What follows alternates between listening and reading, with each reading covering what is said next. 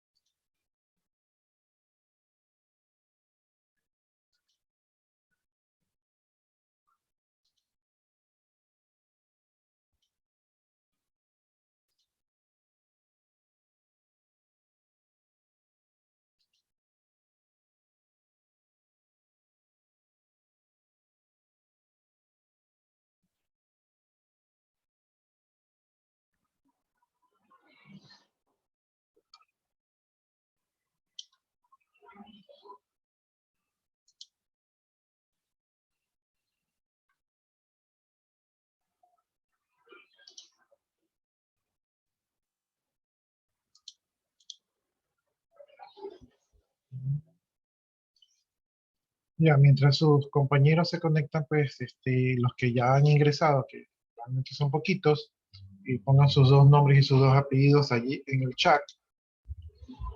Y hasta mientras que ingresen sus compañeros, no se olviden también de marcar su asistencia en el aula virtual. Aquí en el aula virtual creo que les he puesto la documentación de seguridad informática, arquitectura del TCP/IP, el acuerdo de 3 vías, son temas que ya hemos revisado. Bueno, ahí tienen solamente 2 actividades por el momento y hay 2 lecciones. La lección número 1 tiene que ver con la introducción, la lección número 2 tiene que ver con arquitectura TCP/IP y acuerdo de 3 vías. Entonces, ya está disponible la lección número 2. Como todavía nos queda, creo que 2 semanas de clase, es probable que exista una lección número 3, ¿no? Entonces, esas son las actividades que están en este momento. Déjenme ver si...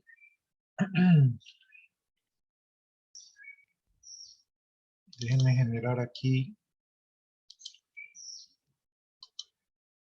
lo que estamos viendo para que ya esté disponible.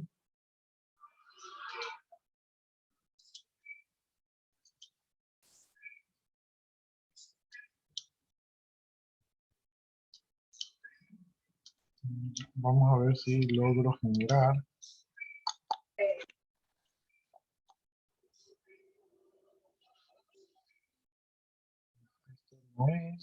Esto no es, ¿y esto de acá? Esto creo que sí es.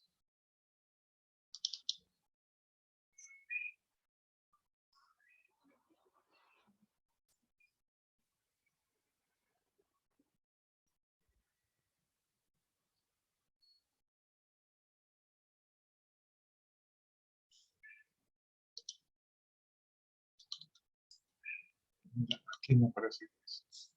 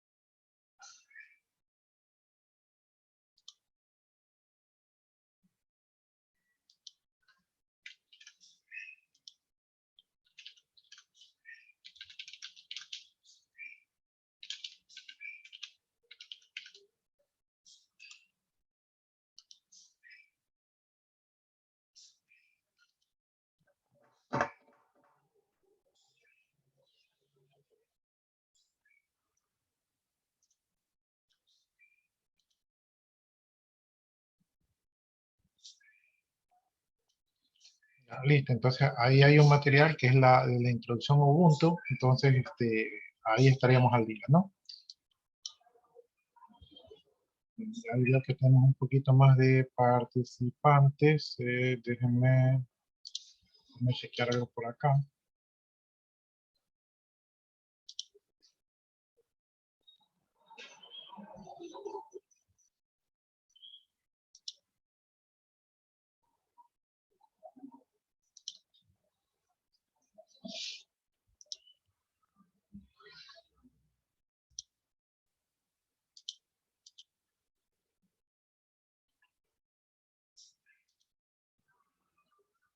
Buenas tardes, ingeniero. Buenas tardes, jóvenes.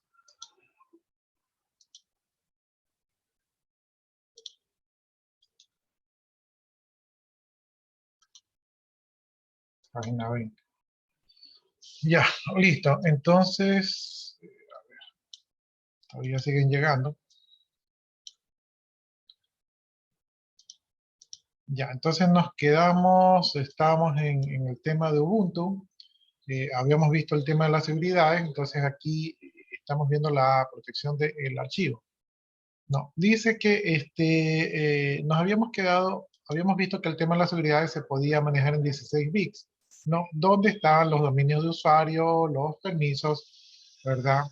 Y también están los tipos de archivos. Entonces, eso de allí se guarda en el sistema de archivos de Linux, forma parte del el nodo, el inodo, y entonces de esta manera, pues en la misma sistema de archivos se pueden guardar todos estos temas de seguridad, ¿no?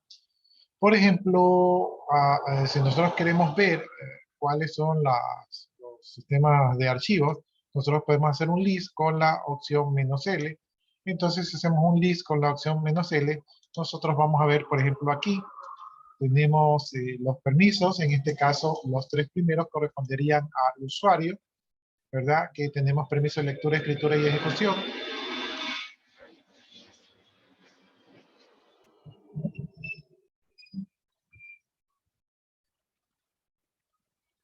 Ya, los tres siguientes corresponderían al grupo al cual pertenece el recurso, y los tres últimos vendrían a pertenecer al dominio del grupo, ¿no? En este caso, los permisos son únicamente de lectura.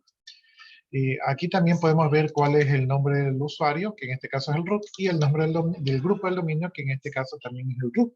Y finalmente, pues, datos del archivo y el nombre del archivo o recurso. No, entonces, en estos temas de seguridad, dice que es conveniente que el administrador asigne por defecto una máscara de permisos, o sea, una o más restrictiva, por ejemplo, la 077, ¿verdad? Y esto de aquí se le incluye en el archivo, ¿verdad? Que se encuentra en etc profile, ¿no? Entonces, esta orden es UMAS va a establecer los permisos que se van a asignar por defecto a los archivos. En el caso del 077, los permisos serían de ningún permiso, ¿verdad? Y permiso de lectura, escritura y ejecución. Al crear, dice, un archivo, los archivos tendrán los permisos de lectura, escritura y no los de ejecución, que esos no se asignarán por defecto.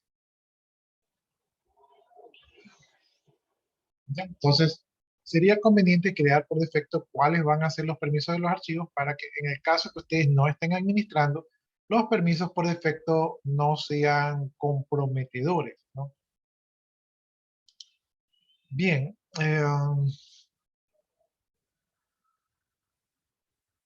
ya. Dice, dentro de la palabra protección en el archivo, se van a reflejar los diferentes tipos de permisos. Existen unos bits que van a ocupar las posiciones 11, 10, 11, 12, que pueden comprometer, dice, la seguridad del sistema, ¿no? Estos bits dice que son el stick bit, ¿verdad? O el bit que se refiere a los otros y que se va a activar únicamente dentro de un directorio y que indica si ese archivo es de ese directorio y que solamente puede ser borrado por el propietario del archivo, ¿no? O el propietario del directorio o el root, ¿no? Entonces, si aparece T, este big stick va a estar a 1, ¿verdad? y el bit de ejecución de los otros también va a estar a 1. Si aparece T mayúscula, el bit de stick va a estar a 1 y el bit de ejecución de los otros va a estar a 0, ¿no?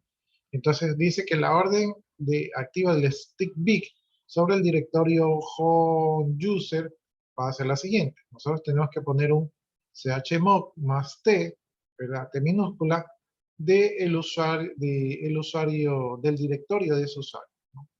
Entonces, si nosotros ejecutamos esta orden, ¿verdad? Donde colocamos la T minúscula y hacemos un list del directorio home, en este caso nosotros vamos a ver los permisos, ¿verdad? Y adicionalmente vamos a ver aquí el bit T en minúscula.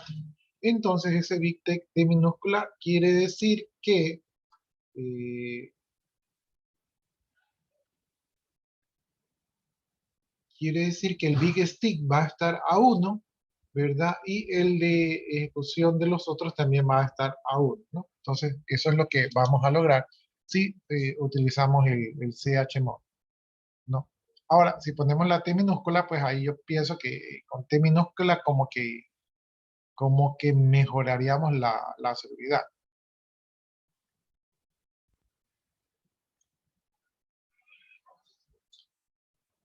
Bien, dice, esta opción dice está activada por defecto en los directorios TMP y bar TMP que son utilizados por muchos programas. Dice que estos programas presuponen que nadie puede borrar sus archivos una vez que estos han sido creados.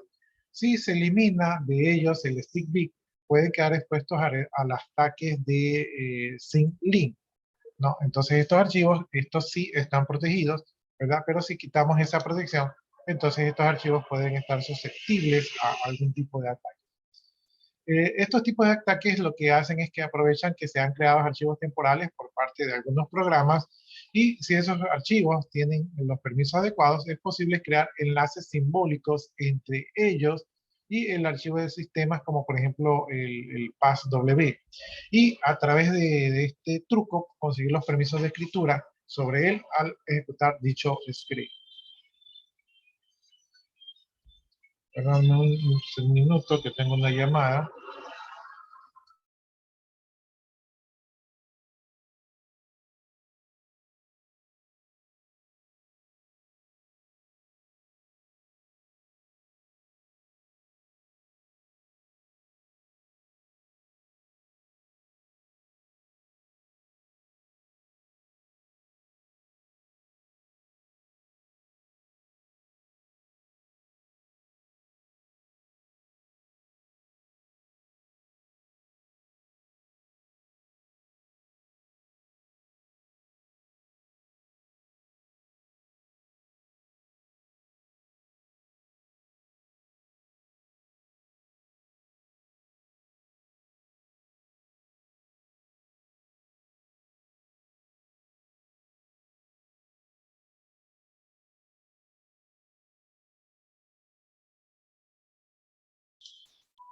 Ya, listo entonces. Entonces, les decía que estas pueden ser, lo que estamos viendo aquí son posibles debilidades que tenemos que considerar en el sistema Linux, entonces viendo por dónde nos pueden atacar.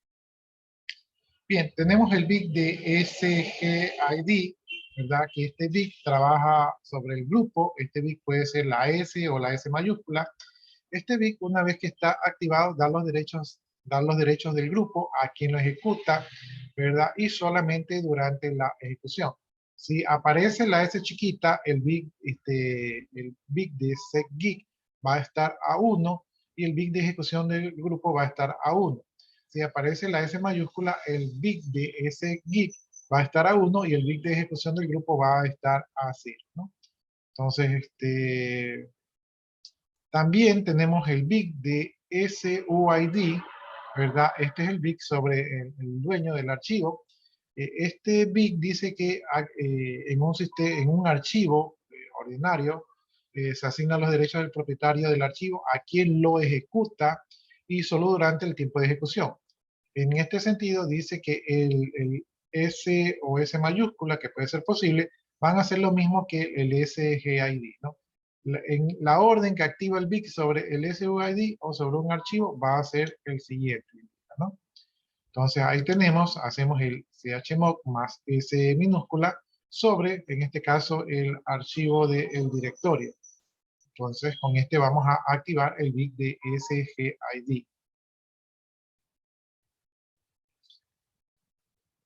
Ya, dice, un ejemplo clásico de este archivo sectueado es el comando user bin passw, ¿verdad? Y va a ser necesario, dice, que sea así, ya que el usuario que puede cambiar su password debe poder escribir sobre el archivo etchado, cuya propiedad es del root. Y va a necesitar temporalmente los privilegios del root, ¿no? Entonces, un usuario normal que puede cambiar su password necesita tener permisos sobre los archivos que son del root.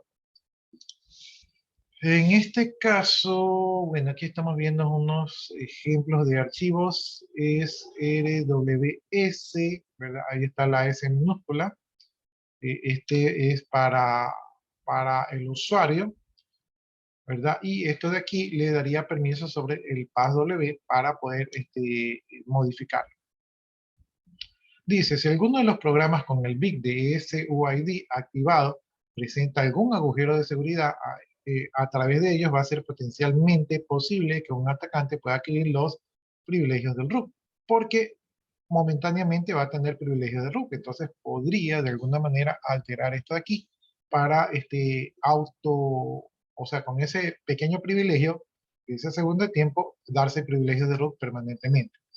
Entonces, lo que hay que hacer, dice que hay que vigilar si están aumentando el número de órdenes subsiguientes, ¿verdad? Que permiten conocer si el archivo de sistemas tiene activado el bit SGID y el bit SUID, ¿no? Entonces, estos son bits de seguridad que tenemos que tener en cuenta. Para esto podemos utilizar el comando fin. En el comando fin vamos a buscar, ¿verdad? Vamos a utilizar el parámetro "-type", de F, y entre paréntesis vamos a poner esto de aquí, que es "-pen -2000 o "-pen -4000", ¿verdad? Donde el 2000 o el 4000 van a ser números octales, ¿verdad? Entonces estos números octales van a ser como una especie de máscara de lo que vamos a buscar.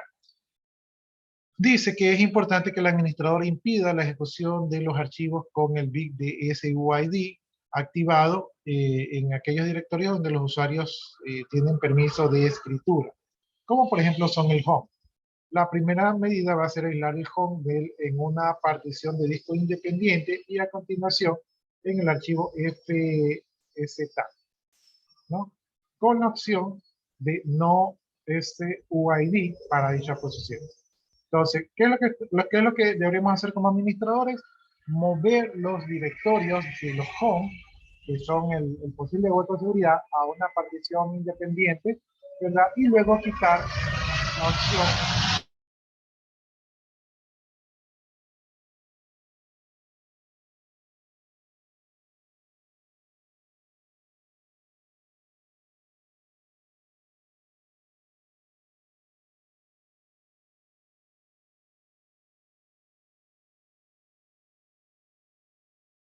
ya. Entonces les decía que movemos el directorio home a una partición independiente y entonces luego en esa partición seteamos en el FSTag, ¿verdad? Activamos la opción no SID para que en dicha partición no puedan tener acceso a los permisos del root de manera momentánea, ¿no? Entonces, el tema de la seguridad de Linux, pues eh,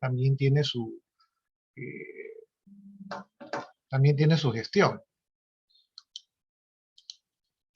Bueno, hablemos ahora del tema de contraseñas y lo que son las encriptaciones. En las contraseñas en Linux dice que utiliza un algoritmo cifrado que es el IBM Data Encryption, ¿verdad? O conocido como DES, ¿verdad? De Data Encryption Standard, ¿no? Entonces aquí, déjenme poner esto, déjenme ponerlo ahí en rojo para poder identificar.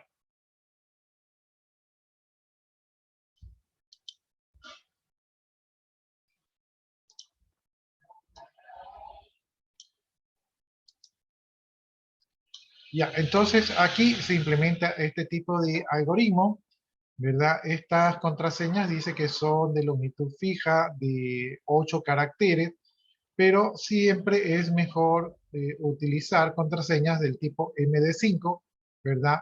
El MD5 dice que es un algoritmo de hash que mejora el sistema de contraseñas del DES. ¿En qué aspecto? Las contraseñas en MD5 son de longitud infinita.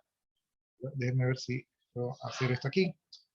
Ya, y permite la inclusión de signos de puntuación y otros caracteres, ¿verdad? Y es exportable fuera de Estados Unidos, ya que no ha sido desarrollado por el gobierno. Entonces, esta es una buena opción. Se almacenan, dice al principio, en el archivo etc password, que debe tener los permisos 644 por seguridad. Y también dice que es dado mantener, o sea, es necesario mantener la escritura, perdón, la lectura sobre este archivo que utilizan los shadow puppets.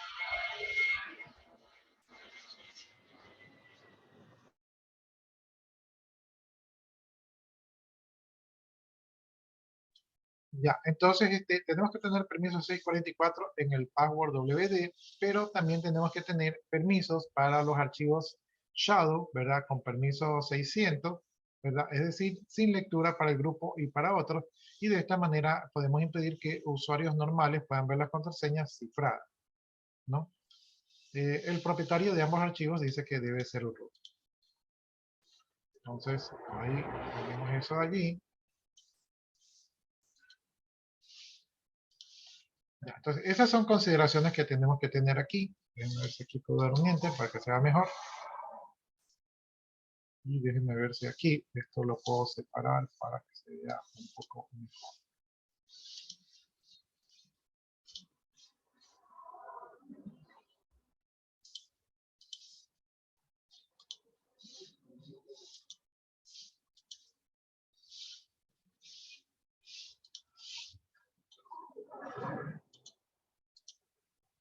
Ahí se ve un poquito mejor. Ya, entonces también va a ser conveniente cambiar periódicamente las contraseñas, ¿verdad? Tanto para el administrador, el root, ¿verdad? Y para eso podemos utilizar el comando change, ¿verdad? Que cambia la fecha de caducidad de las contraseñas. Para poder hacer eso, nosotros podemos hacer un change -30, ¿verdad? Para los usuarios. Y esto va a obligar al usuario a cambiar su contraseña cada 30 días. Entonces, esto de aquí, déjenme ponerlo así, se ve un poquito mejor. Ya. Ya, entonces podemos hacer chain -m 30 usuarios y entonces el usuario va a estar obligado a cambiar su contraseña cada 30 días. Eh, por lo menos debería ser cada 60 días, ¿no? Yo sé que a los usuarios les molesta mucho cambiar las contraseñas porque no se olvidan y esto genera una gestión administrativa, pero si estamos hablando de sistemas que tienen que estar seguros, entonces estas son buenas políticas de seguridad. Si hacemos el comando change -w5 y el nombre del usuario, esto le avisa al usuario que su contraseña va a expirar a los 5 días. De esta manera el usuario va a estar en sobreaviso y va a poder hacer la gestión de cambiar la contraseña. También va a ser conveniente cambiar periódicamente, ejecutar la orden pwcom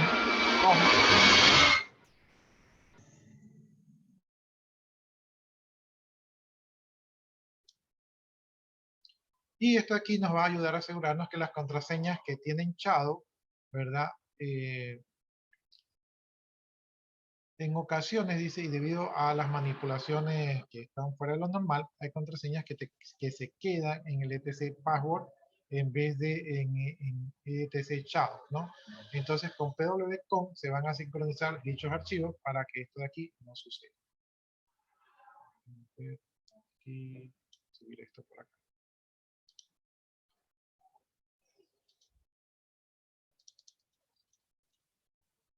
Ya, entonces,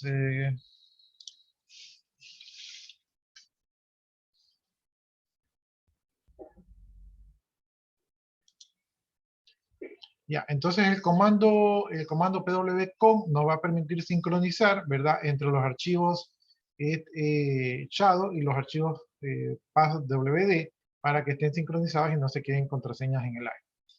La integridad del archivo passwd se lo realiza con la orden pwck o pwcheck, ¿verdad? Y va a comprobar que el formato del archivo es correcto y que los datos en cada uno de sus campos son válidos, ¿no? Entonces esto para ver que de repente el archivo no le pase nada, no se vaya a corromper, ¿no? Bien, aquí tenemos, dice, contraseña y encriptación, seguimos en el mismo tema, dice, más adelante vamos a hablar de los logs, pero hay que indicar las modificaciones o intentos de modificaciones de las contraseñas van a quedar registradas en el archivo var log message, ¿verdad? Entonces, utilizando el comando ls y los filtros adecuados, podemos controlar los mensajes que han sufrido o que han sufrido cambios de intento de cambio de contraseña, ¿no? Entonces, eso tenemos que tener presente. ¿Cuáles son las normas para la formación de una contraseña que sea conveniente? A pesar de que esto ya está bastante conocido por ustedes, vamos a verlas aquí. Ya, primero, no utilizar nuestro nombre, apellido o apodo para el tema de las contraseñas. Esto es porque es lo primero que van a buscar, ¿no? Aquí más adelante creo que nosotros vamos a ver obtención de contraseña por fuerza bruta. Entonces ahí lo que se hace es probar las contraseñas y se utiliza un diccionario de datos y también se hace ingeniería social. Entonces, fecha de nacimiento, nombres de mascotas, nombre de hijos, familias, ¿verdad? Y todo ese tipo de datos son los primeros que se utilizan para violar los sistemas de seguridad. No se utilizan nombres de parientes o amigos, ¿verdad? No se selecciona una contraseña en la que se repita la misma letra o dígito. Eh, no sé si ustedes recuerdan o han visto que generalmente los algoritmos de fuerza lo que hacen son combinaciones de letras. Entonces, si una letra se repite mucho o un dígito se repite mucho, eh, como hacen combinaciones con una letra a la vez, es posible que si esa letra se repite mucho, se puedan probar muchas combinaciones de esa letra y al repetirla, la probabilidad de que descubran su clave aumenta, ¿no? Por lo tanto, mientras más letras, símbolos y números diferentes ustedes ingresen, entonces la clave va a ser más segura. La utilización de una contraseña con 8 o más dígitos, yo diría, y nosotros ya vimos anteriormente que una contraseña de 12 dígitos es una contraseña que es segura hoy en día, porque incluso las de 8 dígitos ya se las pueden descubrir en un par de días. Utilizar mezclas de mayúsculas y minúsculas para los sistemas. Las mayúsculas y minúsculas son caracteres diferentes y por lo tanto esto hace una diferencia. Para nosotros, los humanos, las mayúsculas y minúsculas no cambian el sentido de la palabra, pero para la computadora las mayúsculas y minúsculas agregan complejidad. Entonces, escribir los nombres entre mayúsculas y minúsculas agrega complejidad al algoritmo para descubrir su clave. Utilizar caracteres no alfanuméricos como signos de puntuación, esto también son difíciles de adivinar dónde van a ir, por lo tanto, agregan complejidad al momento de descubrir la contraseña. Utilizar contraseñas fáciles de memorizar, pero no escribirlas en algún sitio. Obviamente, su contraseña, si usted la olvida, entonces prácticamente usted mismo se quita el acceso. Por lo tanto, tienen que ser fáciles de memorizar. Pero si usted las escribe en algún sitio, está generando un problema de seguridad, entonces esto tampoco es adecuado, ¿no? Entonces, así de complejo es el tema de la seguridad.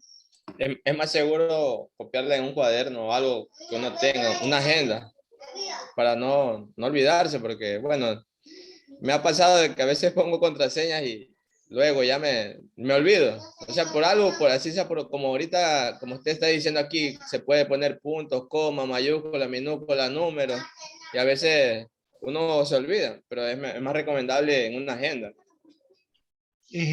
Lo que usted dice es verdad, pero la recomendación de seguridad es que no la escriba en ningún lado. Esa es la recomendación de seguridad. No, o si usted la escribe en alguna parte, usted puede ser metódico, la escribe, la pone en un sobre con sello, la mete en una caja fuerte y ahí se siente más o menos seguro.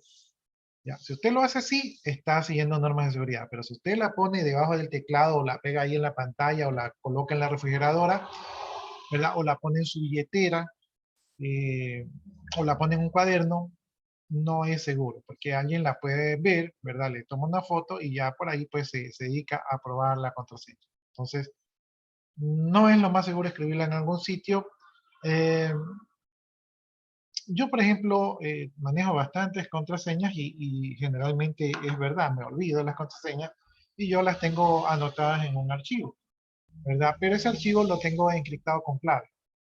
¿verdad? Y aparte de eso, la contraseña dentro del mismo archivo también la tengo encriptada. Entonces tengo doble encriptación, ¿no? Y ese archivo, para ser más seguro, ese archivo ni siquiera debería estar conmigo, ese archivo debería estar tal vez en la nube, en algún repositorio seguro, y también podría sitiarlo con clave y de esta manera tener algo más de seguridad, ¿no? Entonces, eso sería algo un poco más seguro. En este caso yo tengo niveles de seguridad no tan correctos, pero por lo menos tengo niveles de seguridad. Pero no es lo recomendable utilizar las contraseñas. Es mejor que usted tenga su propio sistema de generar contraseñas. Por ejemplo, podría usted armar contraseñas de una canción que le guste. Entonces usted pone el título de una canción, ¿verdad? Entre palabras, ya usted decide si pone qué signo pone. Puede también tomar su propia convención de poner, a ver, la primera mayúscula, la otra minúscula, la otra mayúscula, o puede tomar convención de que de repente las letras las cambia por números, ¿verdad? O puede tomar convención de que las vocales las pone en mayúscula y las consonantes en minúsculas. O sea, puede tomar algún tipo de convención que le ayude a generar claves fuertes y que le ayuden a memorizar sin tener que escribirlas. O sea, es posible, ¿no? Pero si le va a escribir en un papel, pues entonces asegúrese de que ese papel no llegue a manos ajenas. Que no llegue a malas manos. Que es, claro, es que uno no sabe, entonces uno no sabe y a veces usted se va de su casa y usted no sabe si de repente alguien tenga acceso a esa información. Entonces, por eso es Pero a veces también como que es necesaria de tenerla así, bueno, en un lugar como usted dice, un lugar seguro. Pero un ejemplo, tengo que hacer un trabajo, qué sé yo, o ver un archivo y no tengo el acceso, o sea, podría llamar y, qué sé yo, un familiar, o, bueno, alguien de confianza, podría ser, en este caso mi esposa o alguien, decirle que me revisen en mi... No, tampoco. no confía en su esposa. Ya, por lo general, nosotros confiamos en las personas, pero acuérdense ustedes que la mayor debilidad de los sistemas de seguridad son las personas. Le pongo un ejemplo. Usted tiene su contraseña de correo, ¿verdad? Y le da la clave a su esposa. Entonces yo vengo, llamo a su esposa y digo, oiga, ¿sabe qué? Este es el alumno tal y me envió un deber, pero como no me lo puede enviar, me dijo que, que usted tiene la clave del correo. Pero como él ahorita no tiene saldo, no le puede llamar y me dijo que si yo podía hacer el favor de llamarle. Entonces, usted podría ser tan amable de facilitarme la clave del correo, ¿verdad? Y ahí yo estoy utilizando ingeniería social. No, como yo me estoy poniendo en un puesto de autoridad, su esposa, para no hacerlo quedar mal, va a decir, ah, sí, sí, ya, la clave es 1, 2, 3, 4, 5, 6. Y yo, ah, ya, listo, sí, listo. No se preocupe que él está trabajando y que él me autoriza. O sea, que cayó como ingenua. Y es que es ingeniería social. Entonces, cae. Miren, el otro día me enteré que están haciendo este tipo de modalidad, y la verdad que es bastante preocupante. Bueno, yo también había escuchado, pero por llamadas, o sea, llaman pidiendo información de tal persona. En este caso, creo que averiguan las personas, en este caso, ya de la tercera edad. A un compañero le pasó, bueno, y casi evitó el robo, mejor dicho, porque le comenzaron a llamar diciendo que era amigo y que estaban afuera, pero no podían entrar. Y ya, pues, o sea, antes que mi amigo llegó a tiempo y los encuentra, pues ahí se salieron corriendo. Están utilizando, como dice usted, están utilizando, más que todo, la delincuencia está imparable ahorita. Ya, y justo les iba a comentar el mismo caso. Conozco el caso de una señora y están buscando gente que no son amigos de la tecnología. Están buscando gente mayor, porque la gente mayor son un poco más ingenuos y no están tan informados. Entonces, conozco el caso de una señora que le llamaron y le dicen, hola, señora X. La señora dice, sí, hola, te estoy llamando tu sobrino. Ah, fulanito. Sí, fulanito, fulanito. Oiga, tengo que ir a dejar algo rápido en la casa, pero es algo urgente. Voy a llegar en un carro rojo, me tiene todas las puertas abiertas que ya llego. Ya, pero como la señora sabía que fulanito está en otro lugar y no le pareció la voz, ¿verdad? Entonces la señora dudó Entonces ya, pues lo que hicieron fue, en vez de abrir las puertas, lo que hicieron fue poner candados en todas las puertas. Y es la misma modalidad que usted me acaba de decir. Pero, ¿ustedes creen que estos ladrones llaman a las personas, dicen que van en la casa? Si dicen que van en la casa, tengan todas las puertas abiertas, es porque están por ahí cerca y porque conocen la casa. Entonces, hay un trabajo de ingeniería allí. Conocen el teléfono, conocen el nombre, conocen los familiares, ¿no? Entonces, esta información tranquilamente la pueden extraer de internet. Por ejemplo, me pongo a buscar los carnets de vacunación, ahí veo las direcciones, los nombres, los teléfonos, ¿verdad? Entonces, esto de exponer la información, lamentablemente, provoca que ciertas personas inescrupulosas, en especial los delincuentes, pues aprovechen la situación y traten de lograr este cometido, ¿no? Por ejemplo, yo estoy recibiendo unas llamadas y tengo entendido, estoy averiguando esos números que está recibiendo porque llaman y no hablan. Y resulta que hay unos números que los llaman a ustedes, son números internacionales, los llaman a ustedes y les cuelgan, o sea, los tienen como pic, pic y pum, les cuelgan. Y entonces usted devuelve la llamada y dice, uy, ¿qué pasó? Me llamó este número, ¿qué será? Ustedes llaman y les ponen una conversación como, ay, es que no sé qué, o les ponen una música, o no les ponen nada, y ustedes se quedan allí. Mientras ustedes están esperando allí, resulta que de otros países hay una especie como de bypass, que cuando ustedes los llaman, ustedes ceden su saldo, ¿sí? Entonces les roban su saldo telefónico para otras operadoras u otras personas, ¿verdad? O los tienen allí y ustedes dicen, ¿qué pasará? Me tienen en un menú de llamada y ustedes están esperando y es una llamada por cobrar. Es decir, ustedes están pagando un servicio carísimo, ¿verdad? Que por un minuto allí, de repente, qué sé yo, pagan $100 o algo y se los cargan a su línea telefónica. Entonces, este tipo de fraudes están ocurriendo hoy en día, ¿no? Entonces, A mí me pasó casos de llamada. Bueno, eran como una grabación. Ahí salía que preguntaban, ¿es usted Jason Aguilar? Y, o sea, responda al salió. Y era algo complicado porque hoy en día ya no se confía en nada de eso, porque con decir sí ya era algo más grave. es que hay unas empresas que editan su voz, porque ante la ley, digamos que si usted en una grabación dice sí, acepta el servicio, ¿no? Entonces yo le digo, ¿es usted Jorge Alvarado? Y uno dice sí, y ella dice, ah, ya estamos comprobando datos, ¿no? Luego lo que cambian es que, oiga, usted acepta pagar este plan de $200 y le ponen la grabación que dice sí, ¿verdad? Y ya usted compró un plan y usted no lo A mí, compró. una vez me hicieron aceptar un seguro que no tenía idea, pero bueno, así mismo como que me pedían información y después ya me descontaban, pues me descontaban como, creo que eran $10 mensual. Y yo al momento de pedir el estado de cuenta fue que me di cuenta ahí de que me estaban descontando. Ya averigüé y bueno, me dijeron que era eso, que yo había aceptado. Le digo, pero si yo nunca. Y ahí recordando, una vez sí me llamaron así preguntándome, y bueno, me imagino que de ahí fue que tomaron así como usted está diciendo. Es que les hacen trucos psicológicos. El truco psicológico es que le preguntan, ¿usted es fulano de tal? Sí. ¿Usted vive en tal dirección? Sí. ¿Usted vive con tal persona? Sí. ¿Le parecería mal un plan de seguro? ¿Usted no le gustaría tener un plan de seguro que le cubra esto? Sí. Entonces ahí ya es psicológico, lo vienen trabajando, ¿no? Y entonces no son tan claros, o sea, como que usted contesta sí porque como que sí le gustaría, pero ellos toman el sí como que sí aceptó. Entonces, hasta que usted reversa, hasta que usted descubre y hasta que usted reclama, ya le han cobrado 2, 3 meses. Porque una vez que lo enganchan, dicen, oiga, pero si usted ya no quiere el plan, tiene que pagar una penalidad por desafiliación antes de tiempo, ¿no? Entonces, son trucos y trucos como no siempre son éticos. Hay empresas que no son éticas y que se aprovechan de todo. Bueno, entonces, volviendo a nuestro tema de seguridad, por eso les decía que no confíen sus claves en las personas que ustedes creen que son sus allegados, porque a veces las traiciones pueden llegar por cualquier lado. No digo que sea el caso, o sea, obviamente usted sabe con quién está y a quién le confía, pero es mejor estar más seguro, ¿no? O sea, si puede estar más seguro, entonces mejor no confíe en nada.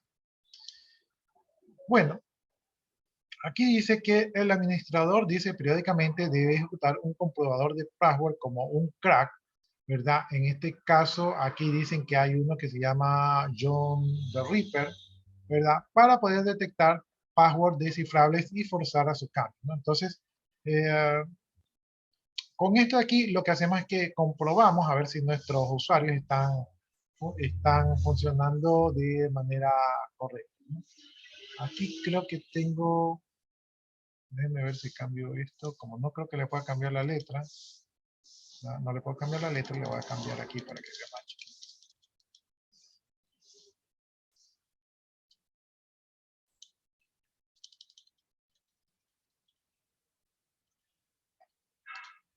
Ya, entonces John Ritter es un programa para detectar passwords descifrables, es decir, que nosotros mismos tratamos de ver si nuestros passwords son seguros. Es una especie como de hacking ético, ¿no? Nosotros mismos probamos a ver qué tan fuertes son nuestras contraseñas.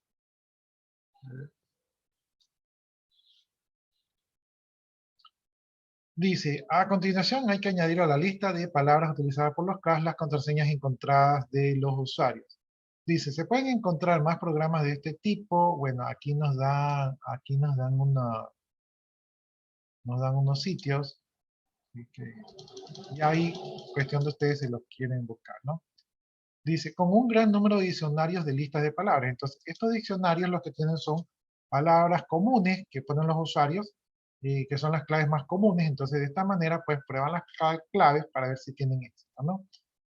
Dicen, otra posibilidad es crear comprobación de contraseñas utilizando las listas de palabras y una serie de reglas, o sea, unos algoritmos allí para encontrar las claves, se haga antes de actualizar la base de datos de contraseña. O sea, una comprobación, dice, proactiva de contraseña.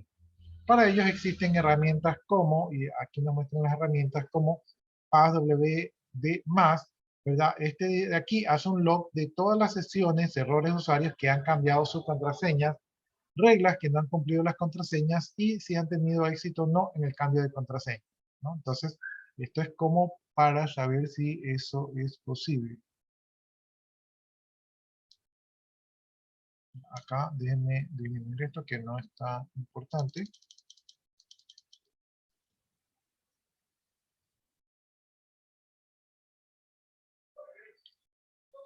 Ya, aquí tenemos, dice el npassw, dice es el sustituto del comando passwd, y este comando aquí es más completo y más eficiente, ¿verdad?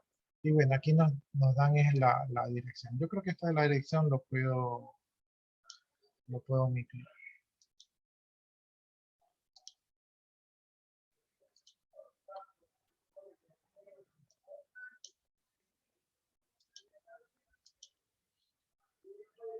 Déjame ver cómo puedo subir esto un poquito.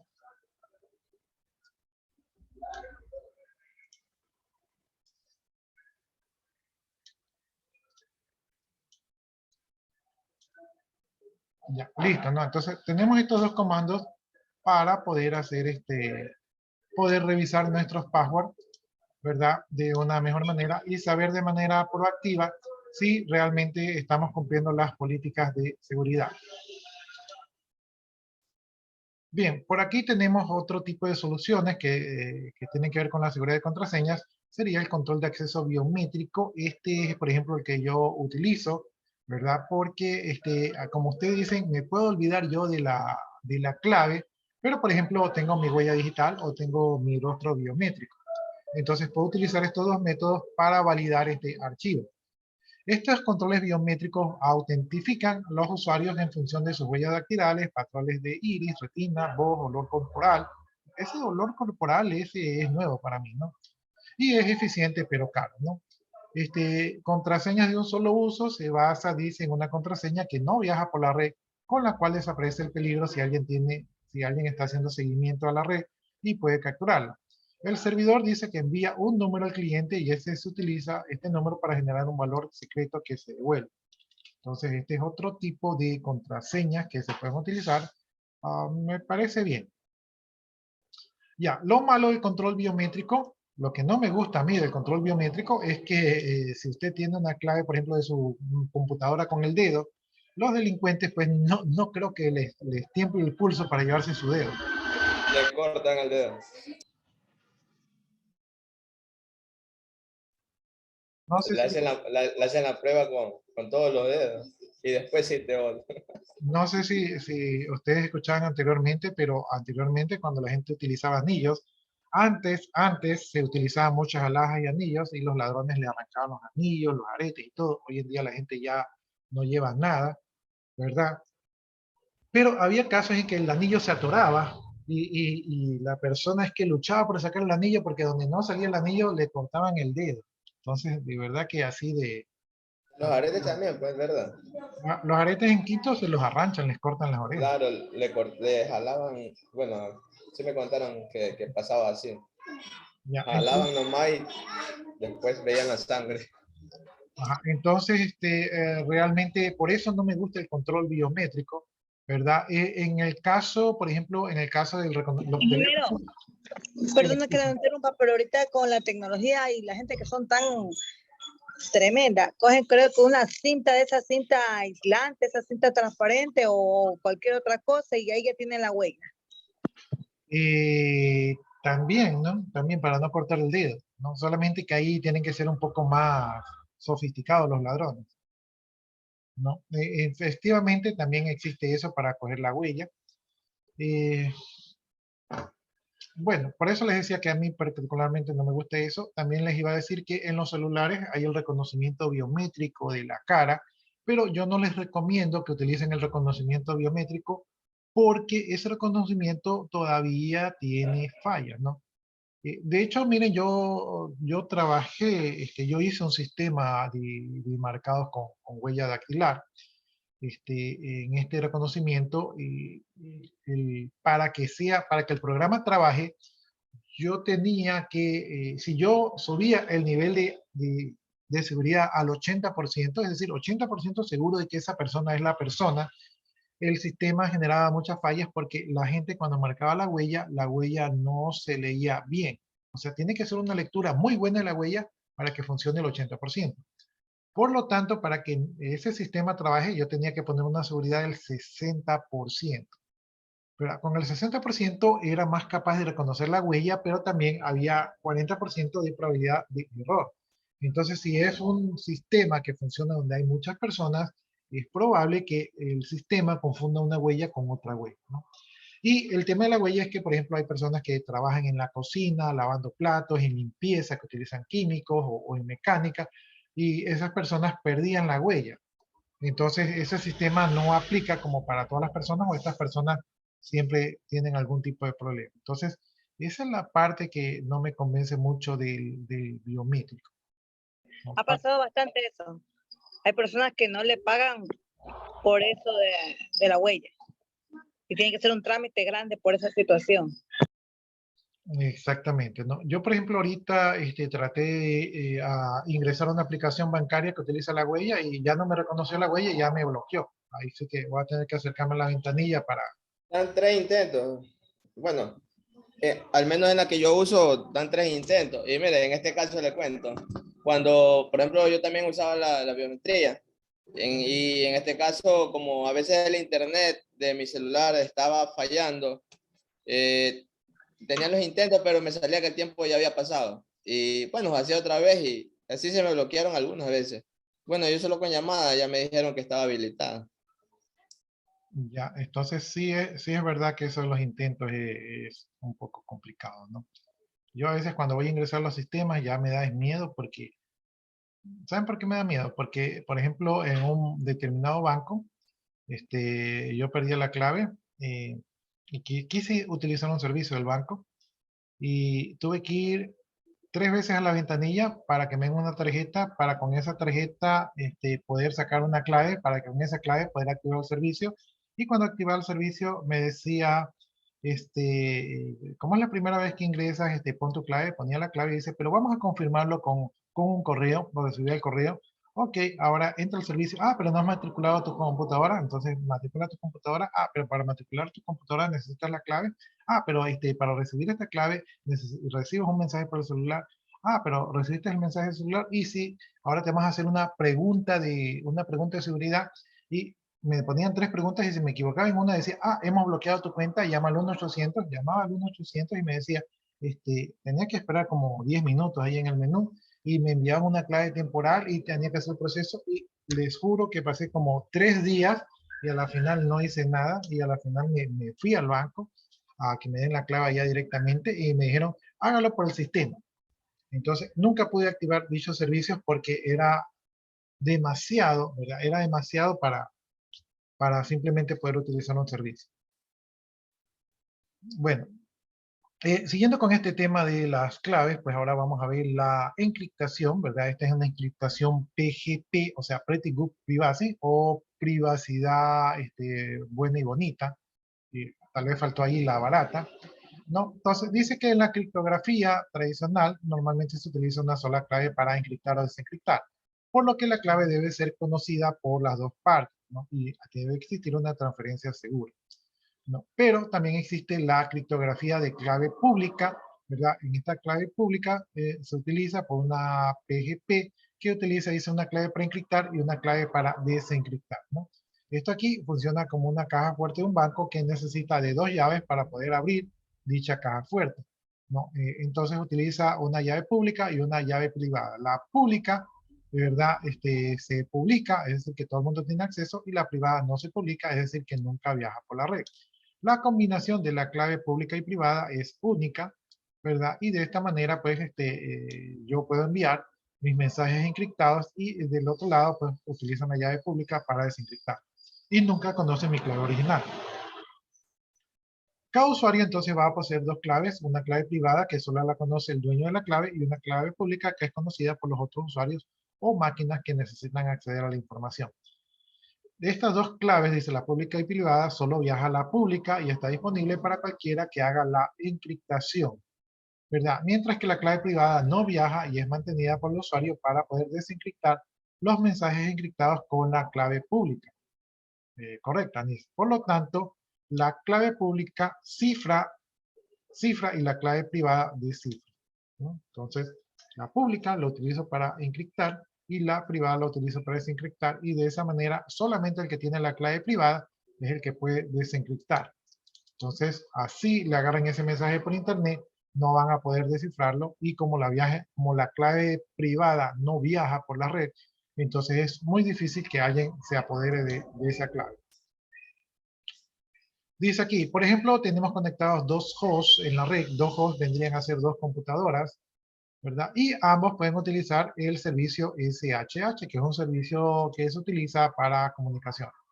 Por lo tanto, cada host tiene su clave pública y su clave privada, ¿no? Suponemos que el host número 2, a ver si aquí... Dice, suponemos que el host número 2 se conecta al host número 1 solicitando datos y envía su clave pública. El host número 1 comprueba la clave pública del host número 2 y la utiliza junto con su clave privada para encriptar datos, ¿no? Luego, el host número 1 envía los datos encriptados al host número 2, que busca la clave pública del host número 1. El host número 2 utiliza la clave pública del host número 1 y con la clave privada, ¿verdad?, suya, desencripta los datos, ¿no? Entonces, de esta manera, pues, todos esos datos están cifrados. De esta forma, los datos encriptados con clave pública del host número 2 y la clave privada del host número 1 solo pueden ser desencriptados por la clave privada del host número 2 y la clave pública del host número 1. Si alguien intersecta los datos, no podrá desencriptar sin las claves privadas que utilizan ambos hosts. En este momento dice, y en la distribución de Linux, GNU, Debian o Red Hat se utilizan claves PGP para firmar paquetes de fuentes, ¿verdad? De ISO y MDB2, ¿no?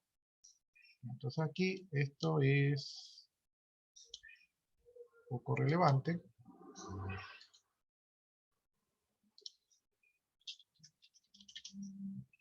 Ya, entonces ya sabemos que Linux actualmente utiliza este tipo de comunicación en ciertos servicios, el PGP, ¿verdad? Para poder trabajar.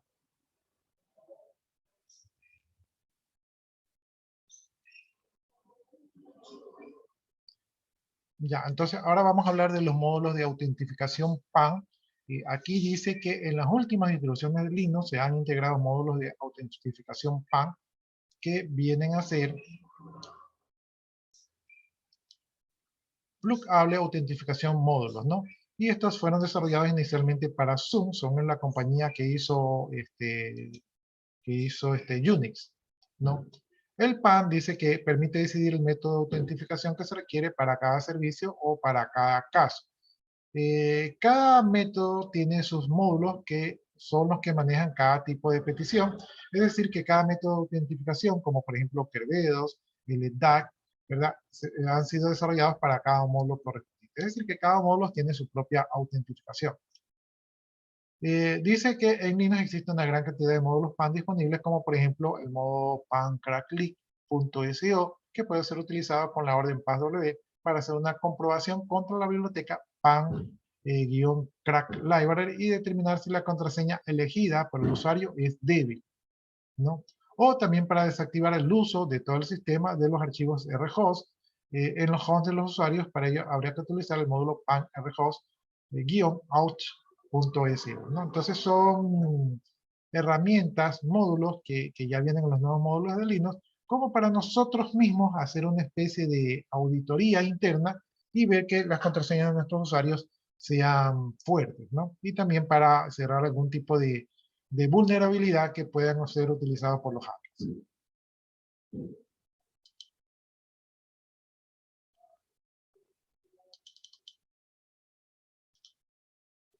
Entonces estamos acá en los PAN. Dice, seguridad del root, restricción de acceso como root. En ocasiones, dice, el causante de los desastres en el propio sistema es el administrador, ¿verdad? Es importante que el root tenga su propia cuenta de usuario y que se conecte siempre como un usuario normal. Cuando tenga que realizar, dice, tareas de administración, puede pasar al root, por ejemplo, ejecutando como SU. Ya déjenme entender un poco el contexto. Dice. En ocasiones, los causantes de los desastres en el sistema es el propio administrador. Es importante que el root tenga su propia cuenta de usuario y que se conecte siempre como un usuario normal, ¿verdad? Cuando se tengan que realizar tareas de administración, se puede pasar al root ejecutando el comando SU, o sea, para hacerse pasar de superusuario. Es decir, que no utilizamos directamente el root, sino que emulamos al root con el SU. De igual forma, es interesante no incluir el pack, o sea, el camino actual, así como forzar a que se introduzca delante del ejecutable los caracteres punto slash, o bien lanzarlo como SH, ¿no? Dice, es importante que el password del root no viaje por la red en texto plano. Esto debe hacerlo en forma cifrada. Para esto debemos de editar las órdenes rlogin, rcp y rsh, ¿verdad? Y utilizar órdenes de ssh o scp, donde las contraseñas viajan encriptadas, ¿no? Entonces debemos de proteger que no enviemos nuestro password por la red. Y si lo enviamos, pues que viaje de manera encriptada. Se puede utilizar la orden sudo para ciertos usuarios pueden realizar tareas de administración. Para ello hay que especificar el archivo de configuración que está en el etc suders, que ustedes creo que ya vieron, que ahí podemos ver quién puede ejecutar los comandos sudo y ver qué usuarios están permitidos y qué acciones pueden llevar a cabo, ¿no? Como les decía, nosotros podemos abrir ahí en el sudo, podemos abrir para que el usuario ejecute cualquier comando, pero por temas de seguridad tenemos que dar permisos específicos si queremos tener un mejor control de nuestro sistema. El sistema va a mantener un registro de todas las actividades realizadas por los usuarios autorizados y de esta manera, si es que algo anormal acontece, nosotros podemos estar pendientes de qué ha sucedido en el sistema. Bien, dice, en un principio, como medida de seguridad, solo se debe poder acceder a la cuenta del root desde la consola, ¿verdad?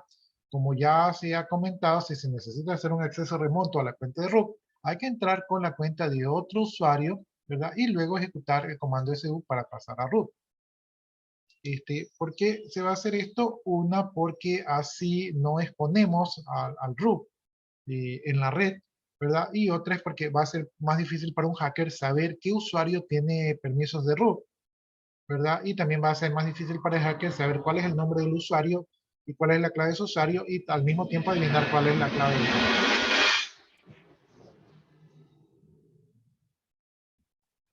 Ya, Entonces, una vez que hemos protegido el root de esta manera, o sea que tomamos estas medidas, todos los intentos de tomar el valor del root van a estar en el archivo del log, ¿verdad? Para el log message, y de esta forma un posible atacante tendría que conocer, como ya les mencioné, el nombre del usuario y la clave, y también conocer la clave del root para poder acceder al sistema. Entonces, estamos añadiendo dificultades para poder obtener privilegios de root en nuestro sistema, y con eso no es 100% infalible, pero estamos de alguna manera haciendo que sea más difícil. No debemos utilizar las órdenes rlogin, rsh y rsp como root, porque pueden ser objeto de diversos tipos de ataques y va a ser muy peligroso ejecutarlas como root. No debemos crear nunca un archivo, ¿verdad? .rhost para el root, ¿no? Porque a través de esto, pues, podrían tomar el control.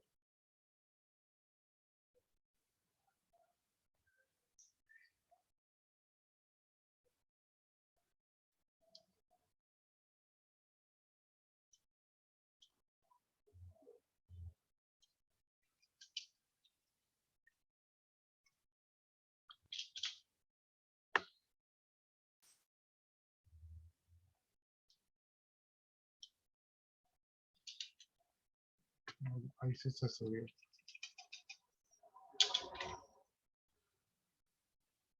Ahí sí se justificó. Eso no sabía por qué no se justificaba. Ya, dice, en el archivo etc security, ¿verdad? Se especifican las terminales, las TTYN, las BC/N, desde las cuales se puede conectar el root como tal, ¿verdad? Esto quiere decir que no vamos a permitir que de una terminal extraña se pueda conectar como root. Entonces aquí específicamente indicamos cuáles son las terminales en las cuales se puede conectar como root. De esta manera limitamos la conexión a root como tal, ¿verdad? Desde las terminales que deseamos hacer. Entonces, así también aumentamos más complejidad. Si el root debe conectarse desde un lugar diferente de la consola y está limitado desde el archivo etc security, deberá conectarse como un usuario y luego ejecutar la orden su. Entonces, de esta manera, pues, podemos seguir siendo root, pero con estas consideraciones. Bien, integridad del sistema de archivos. Dice, la suma de comprobación o checksum, ¿verdad? Dice que es una cadena de texto generada por un algoritmo matemático que permite determinar si dos archivos son idénticos. Si se modifica un solo bit, la suma va a ser diferente comparado con el valor de la suma de comprobación del archivo que se ha acabado de descargar con el valor que aparece en el sitio del cual se ha bajado. Se puede determinar si son archivos idénticos o no. Entonces, con el checksum, que es una suma matemática, yo puedo comparar dos archivos y saber si los archivos son iguales o han sufrido algún tipo de cambio. Por ejemplo, si algún virus me ha alterado algún archivo o algún hacker me ha cambiado un archivo, definitivamente con esto de aquí voy a poder determinar. Bien, existen, dice, varios tipos de sumas de comprobación, pero de ellos la MD5 es la suma de comprobación más importante, es la que más se utiliza por lo menos hasta el momento, ¿no? MD5 toma como entrada el mensaje de longitud cualquiera y genera como salida una síntesis, un mensaje de 256 bits de los de la entrada. Es decir, que coge el archivo y a través del archivo genera una cadena de 256 bits de comprobación. La probabilidad de que dos archivos generen la misma síntesis es mínima, o sea, es decir, que casi que no se genera de manera igual. Y la siguiente orden es cómo se utiliza la utilización del MD5, ¿no? Entonces, aquí tenemos MD5 zoom, el comando, ¿verdad? Y aquí tenemos el archivo etc passwd. Entonces, esto generaría esta cadena de aquí, ¿verdad? Y esta cadena aquí sería única para este archivo o casi única para este archivo. Si editamos el archivo y modificamos algún campo, cuando volvemos a ejecutar MD5, se comprueba que son diferentes las sumas de comprobación generadas antes y después del cambio. Entonces, aquí, vamos viendo si esto aquí, lo voy a mover un poquito.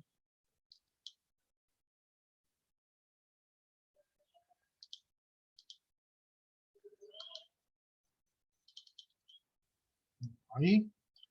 Y ahora la suma de comprobación. Ahí tal vez se va a poder ver, ¿no?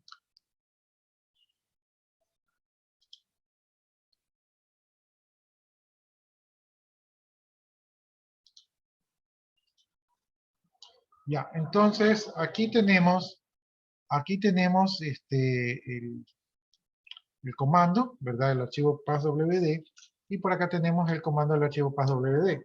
Digamos que yo me fui el viernes y llego el día lunes, y quiero ver si algo ha pasado con el sistema, y simplemente lo ejecuto, y si se dan cuenta, ¿verdad? Aquí por el primer carácter ya son diferentes. Con que el primer carácter ya sea diferente, ya hace que algo ha existido, hubo un cambio y ya los archivos no son iguales. Por lo tanto, debo de comenzar a sospechar que algo pasó en el fin de semana, ¿no? Y si yo soy el administrador, pues ahí lo que tengo que hacer, pues ya es ponerme a hilar más fino para ver qué ha pasado, ¿no? Entonces, ahí estamos viendo que la cadena MD5 no son iguales y quiere decir que algo ha sucedido, que algo ha cambiado.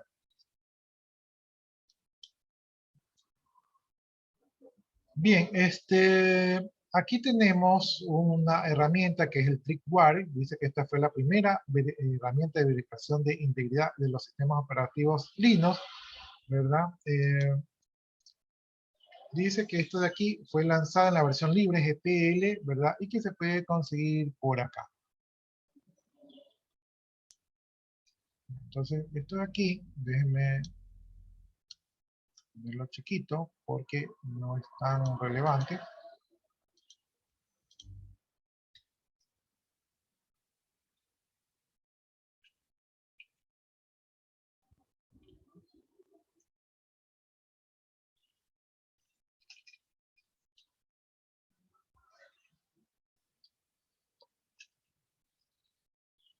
Ya, dice, utiliza algoritmos de suma de comprobación, pero no todos están disponibles en todas las versiones. El más utilizado es el MD5, ¿no?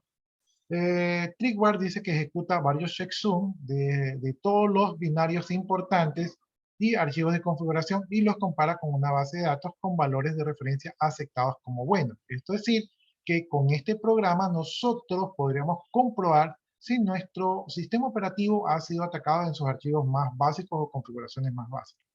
Así que va a detectar cualquier cambio que haya sufrido nuestros archivos, ¿no? Entonces esto es una herramienta que se ve útil. No, porque no puedo hacer fuerza. Ay, bueno, esto te quedado tío. Ya, entonces dice que debemos instalar inmediatamente después de instalar Linux y una vez, ¿verdad? Que hemos configurado TrickWare, ¿verdad? Es conveniente planificar en el Chrome Tag, ¿verdad? El Chrome Tag es una herramienta, es un schedule para poder tareas que se ejecuten de manera periódica, no, su ejecución periódicamente. Dice, con otras tareas de administración para comprobar si algo ha cambiado. Dice, es preferible ejecutarlo desde un medio externo para de esta forma estar seguro de que el TrickWare no se ha modificado y su base de datos tampoco. Es decir, un hacker podría saber que nosotros utilizamos esta herramienta, entonces nos puede engañar modificando también, ¿verdad?, el TrickWare para que nos dé resultados que nosotros nos confiemos, ¿no? Entonces, eso es lo que nos está diciendo.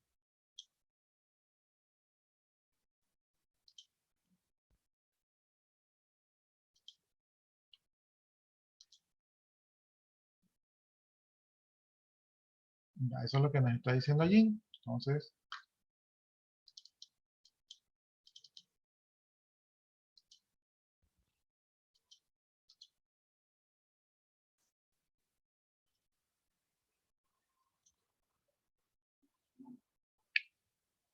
ya, entonces ya vimos cómo podemos comprobar. Esto me parece una buena idea para saber que nuestro sistema operativo no ha estado comprometido.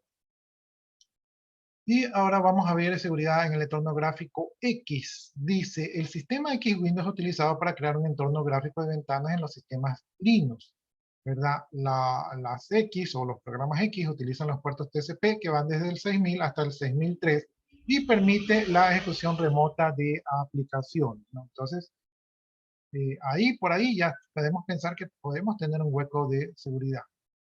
No, si un intruso puede acceder a nuestra pantalla gráfica, puede apropiarse de las contraseñas cuando se escriban más. O sea, podría, como quien dice, hacernos un sniffer de nuestra pantalla gráfica y estar viendo lo que escribimos, ¿no?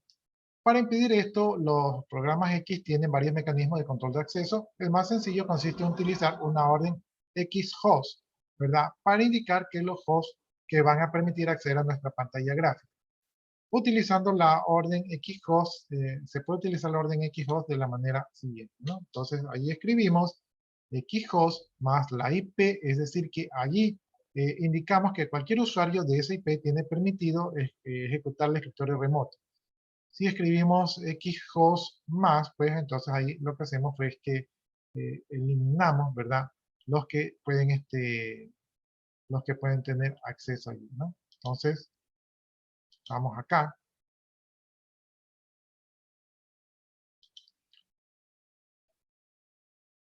Ya. Por ejemplo, si la máquina B quiere ejecutar una aplicación XACE utilizando los recursos gráficos de la máquina A, en la máquina A hay que ejecutar xhost más IP, ¿verdad? Y el nombre de la máquina B para saber que esta máquina B va a tener acceso.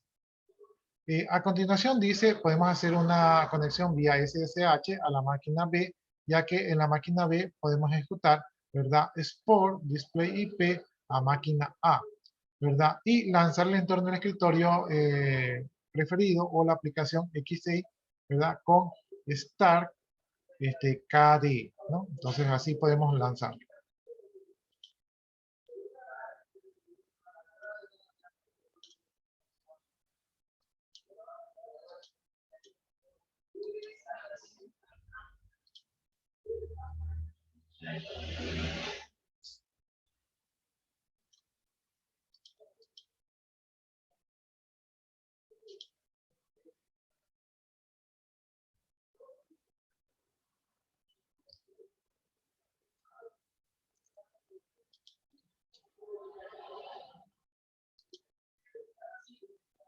Ya, listo entonces. Entonces, de esta manera, a ver, revisemos lo que hemos hecho aquí. Aquí le hemos dado permiso a la máquina B. En la máquina B, ¿verdad? Lo que hacemos es que exportamos la display a la máquina A y luego podemos lanzar el entorno, ¿verdad? Gráfico de la máquina B. Ya, dice, si se utiliza el gestor de pantalla como un GDM, existe el método de control de acceso Meet Magic Cookie, que es mejor. Dice, el método consiste en generar una clave cada vez que arranca el servidor, ¿no? Y solo permite el acceso a los clientes que se comuniquen con esta clave. Se genera una cookie de 128 bits que se almacena en el escritorio, ¿verdad? Xauthor. Dice, para habilitar este método de acceso hay que evitar el archivo etc x11 simic xserver rrc y añadir la opción "-out". Aquí utilizamos una variable de ambiente, la $home, ¿verdad? Y la ruta que es .xauthority, ¿no? En la línea del servidor, ¿no? Entonces, aquí en la línea del servidor, pues ponemos este comando de aquí. Y así, cada que arranca un servidor X, se va a guardar la cookie mágica, ¿verdad? En este directorio, ¿no? Entonces, esta es una manera de configuración. Estas son configuraciones de seguridad, no las vamos a practicar aquí porque seguramente nos van a dar algún tipo de inconveniente y tampoco yo no tengo estos ambientes gráficos, ¿no? Entonces, simplemente es para su conocimiento general lo que ustedes tendrían que hacer en el caso de tener que administrar un servidor Linux, donde tienen que cubrirse. Bien, dice, para acceder al directorio del display del usuario 1 hay que hacer que los clientes X se comuniquen con la Magic Cookie que se ha creado en el arranque del servidor. Dice, esto se hace con el comando xout. En el ejemplo que se ejecuta el X6 como el root en el escritorio del usuario 1, ¿verdad? Podemos hacer lo siguiente. Porque se escuchaba por ahí un gallo. Entonces, aquí podemos hacer los siguientes comandos para obtener acceso a la cookie. Entonces, aquí ejecutamos el comando xout-merge, ¿verdad? Aquí ponemos el nombre del usuario y su directorio xauthority. De allí exportamos la variable display, ¿verdad? Que en este caso dice que es la versión 2.0. Y de ahí podemos ejecutar, pues, el comando xa, ¿verdad? dice que este método no necesita que el puerto TCP/600 esté abierto, ¿no? Dice, otra forma de ejecutar sesiones remotas es habilitando el XTMCP con peticiones indirectas. En cualquier caso, y como norma de seguridad, es necesario no conectarse nunca al servidor X como root, ¿no? Entonces, estas son las consideraciones que nos están dando aquí.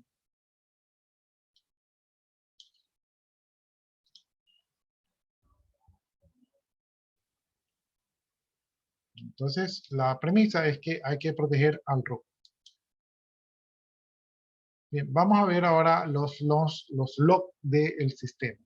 Entonces, aquí vamos a ver los logs del sistema.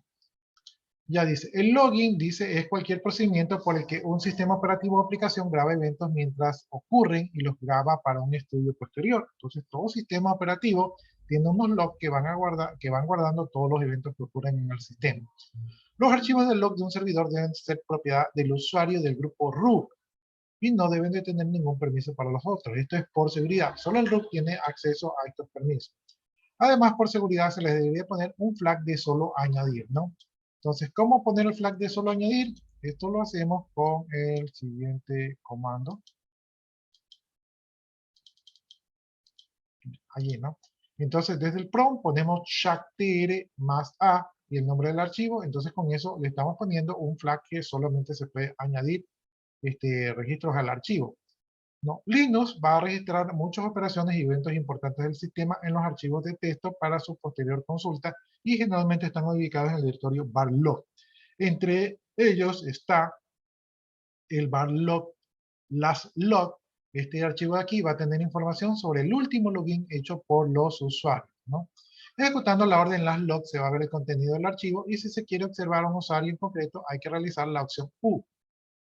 Entonces podemos ver el comportamiento de los usuarios. Con el archivo var_log wtmp se van a almacenar todos los usuarios que han hecho login y logout desde que se creó el archivo. El comando last vuelca esta información a last, ¿verdad? Y se puede indicar la cuenta de usuario que se quiere controlar o la terminal. Entonces aquí yo puedo ver todos los usuarios que han hecho login y logout, ¿verdad? O controlar el comportamiento de un terminal. Entonces, esta va a ser información útil de seguridad. El archivo var_room UTMP va a registrar las entradas de los usuarios que todavía están conectados al sistema. Cada que un usuario se desconecta, se borra la entrada correspondiente en el UTMP. El contenido de este archivo es utilizado por la orden Q. Entonces, si yo quiero saber qué usuarios están en el sistema, puedo ver este archivo, aunque también podría utilizar el comando process status para ver quiénes están conectados. Entonces, puedo verlo de las dos maneras. El archivo var_log btm va a contener todos los intentos fallidos de conexiones de los usuarios del sistema. Su contenido se va a visualizar con la orden lastb, ¿no? Entonces aquí con lastb voy a ver todos los que han fallado y de esa manera saber quién está intentando acceder al sistema, ¿verdad? Y de esa manera ver si es un error o tal vez es un hacker que está intentando acceder. El archivo var_log message va a almacenar, ¿verdad?, en el orden en que se presentan los mensajes del kernel del sistema y estos son manipulados por los demonios logd y klogd, ¿no? Entonces los demonios son los programas que están residentes en la memoria y que vuelcan los mensajes a estos logs para poder ser revisados después, ¿no? Syslogd dice que es el servicio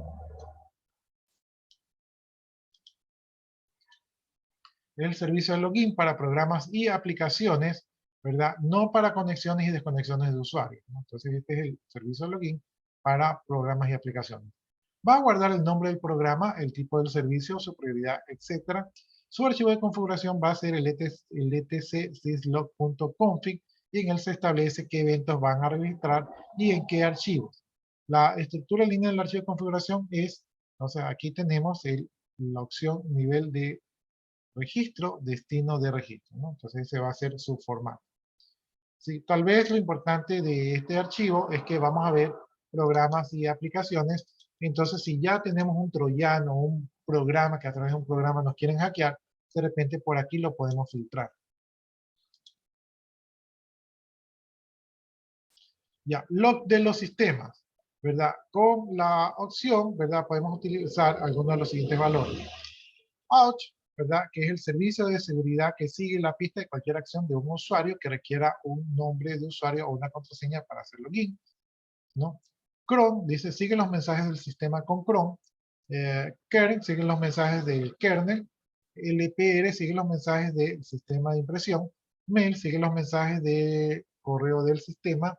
Por ejemplo, si yo pongo kern.asterisco, ¿verdad? De console, va a enviar todos los mensajes del kernel a la consola, ¿no? Entonces, de esta manera podemos chequear los mensajes. El nivel de registro va a indicar las aplicaciones que generan entradas en el registro en cierto nivel, ¿verdad? Ahí podemos ver el archivo syslog.gd y en función de ese nivel podemos aceptar o rechazar. Dice que este campo no es necesario, ¿no? Entonces podemos poner alert para ver los problemas serios que requieren atención inmediata. Podemos poner emergent, que es el sistema no funciona. CRIT para condiciones críticas, ER para ver errores típicos del STDRR, el debug para ver mensajes de información de depuración, info para ver mensajes de información, warning para ver avisos de estado, ¿no? Por ejemplo, si yo pongo kern.err barlog mensaje, lo que haría sería que vería los errores típicos, ¿verdad? Del STD error. ¿Ya? Entonces, de esta manera yo puedo, como los logs generalmente tienen mucha información, yo puedo de alguna manera filtrar la información para ver lo que estoy buscando o lo que me interesa.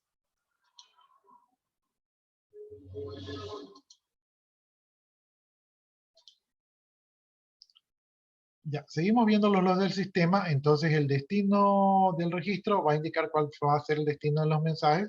Por ejemplo, podemos volcarlo a una ruta, podemos volcarlo a un terminal, podemos volcarlo a una máquina remota o podemos volcarlo a uno o varios archivos, ¿no? O podemos poner todos los mensajes de todos los usuarios conectados.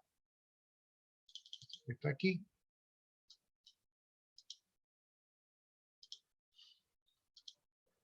Ya listo.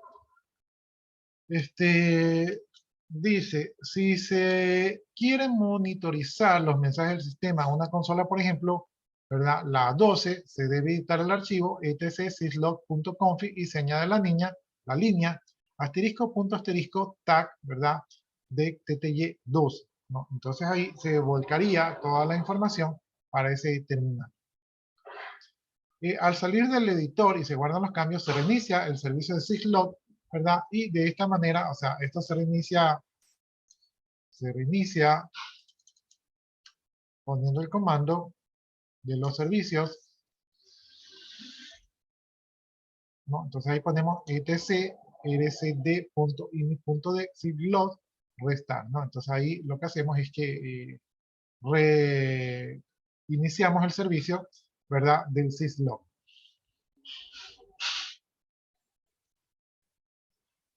Dice, hay programas que se mantienen y se mantienen por sí mismos, ¿verdad? Los login, por ejemplo, el bash mantiene su propio histórico de comandos. Las variables que se pueden configurar y que son utilizadas para hacer su propio log son his file, ¿verdad? Este es el nombre del archivo, el historial por defecto es el nombre del usuario y se encuentra, o se denomina .bash history, ¿verdad? His file size es el número máximo de comandos que puede contener el archivo. His size es el número de comandos que recuerda con las teclas del cursor. No sé si ustedes han visto que con las flechitas hacia arriba se ven los comandos que se han ejecutado, entonces se utiliza este archivo, el his size, ¿no? Estas variables se pueden configurar a nivel general para todos los usuarios y eso se lo haría en el directorio etc profile, ¿verdad? Y se lo puede hacer de forma personalizada, ¿no? Entonces, aquí, déjenme arreglar esto. Ya. Y en el archivo .bash profile de cada usuario, ¿no? Entonces, en el un directorio podemos hacerlo para todos los usuarios que funciona de manera general y si queremos hacerlo para cada usuario tenemos que irnos al directorio home de cada usuario y editar el archivo .bash profile.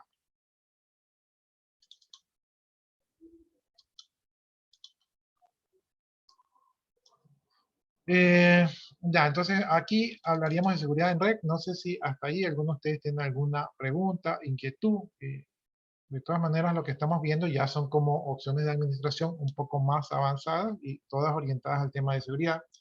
En este caso, como esto nada más es un tema, lamentablemente no nos vamos a dedicar a esto aquí, pero lo importante es que ustedes tengan conocimiento de todos los sistemas de seguridad que si en algún momento ustedes llegan a ser administradores, les va a tocar revisar. ¿Hasta ahí tienen alguna duda, inquietud, acotación? No, ingeniero. Ya, para las personas que participaron hace un momento, creo que fueron como tres me parece que están indicando los tipos de ataques de seguridad informática que ocurren hoy en día, ¿verdad? Entonces, como ya mismo termina la clase, pónganse allí la participación en clase si es que no la tienen, para tenerlos registrados.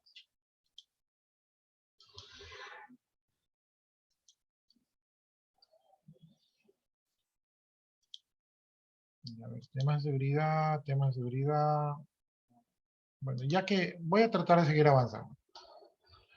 Oh, no, ya no, pero ya nos queda un minuto. Entonces ya no. Nos vamos a quedar hasta allí. Para la siguiente clase vamos a ver temas de seguridad en red, ¿no?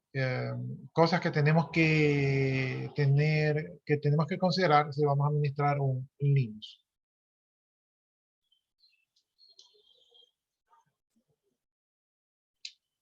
Ya, listo jóvenes, entonces nos vamos a quedar por ahí, ya son las 1:30. Déjenme ver aquí, antes de que se me vayan.